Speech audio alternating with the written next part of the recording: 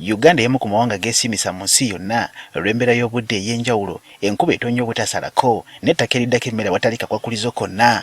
Kino kiwadde Uganda enkizo okufuuka entabiro y'emmere eriisa ebitundu by'ensi eby'enjawulo naddala amawanga ga Bulaaya.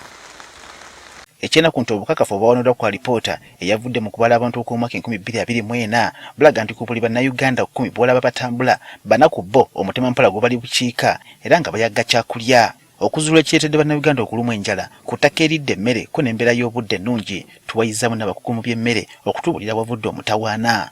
Dennis Kabita akulira Uganda National Young Farmers Association ne Agnes Kirabo owa Food Race Alliance bagamba nti enkwata y'emmere enfumbe embi kizibu kinene mu ggwanga lyonna ekiviiddeko n'emmere okubula okakanaga abamu ku bannayuganda basigadde mu njala etagambika. Emmere nnyingi nnyo eyonoonebwa naddala mu biriiro mu restaurants era ng'abantu bangi nnyo bateerebwako emmere gye batasobola kumalawo oba ne bw'osaba entono agikuwa kugamba nti emmere bw'eri.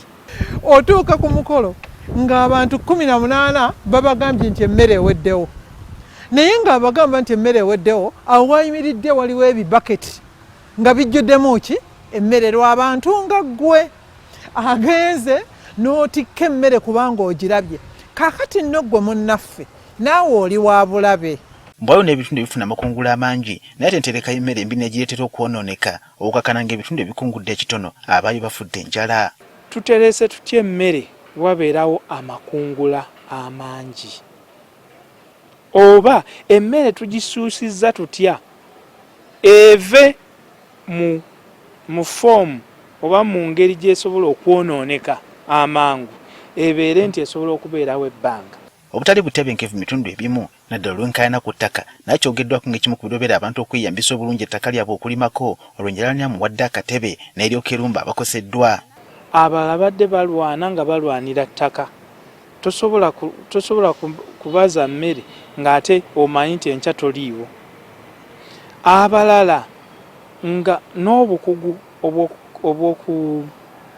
obw'okulaba nti emmere bw'eri tebuliiwo. N'amawanga gatuniranye okubeera mu ntale zitatadde nakyo kigambibwa nti kinyuma bannayuganda enjala kubanga emmere ya Uganda abayo bagigula busanga so nga ate abalala bali mu nkambi z'ababundabunda ng'emmere ya Uganda gye balya. Twaniriza nnyo abantu abali mu kubundabunda era ffe mu nsi yonna tuli baakusatu.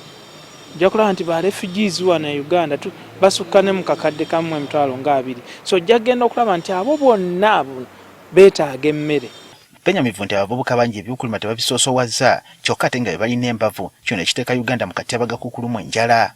Tebalina ate tebalina mirimu n'olwekyo tebasobola kwetuusaako mmere eri kuba tebagirimye naye ate tebalina na nsimbi zibasobozesa kugenda kugikola ki kugigula. Bano bateesa nti mu kaseera kano ekikulu kya kutondawo ebibiina by'abalimi kiyambe okuwanganga okusomoza kwe bayitamu omuli n'enjala etabadde eggwanga lyonna.